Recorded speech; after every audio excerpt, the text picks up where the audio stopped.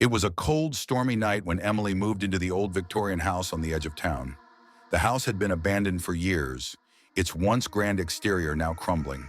The neighbors spoke of strange happenings, but Emily, eager for a fresh start, dismissed their warnings. On her first night, she couldn't shake the feeling that something was watching her. As the wind howled outside, she sat by the fireplace, trying to relax. Suddenly, a soft, distant whisper filled the room. She froze, straining to hear. It was faint, like a voice calling her name. Emily, Emily. She looked around, her heart pounding. There was no one there. The whisper grew louder, now coming from the hallway. Slowly, she stood and walked toward the door. The floorboards creaked under her feet. The voice was clearer now, coming from the staircase at the far end. Without thinking, she walked toward it, drawn by the eerie sound. As she ascended the stairs, she noticed something strange. There were footprints on the dusty floor, leading up to a closed door at the end of the corridor. Her breath hitched.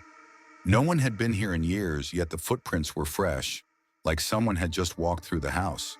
With trembling hands, she reached for the doorknob. It turned easily, revealing a small, dimly lit room.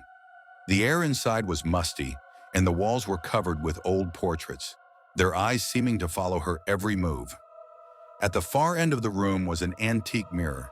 It looked normal, except for the faint silhouette of a person standing behind her reflection. Emily spun around, but the room was empty.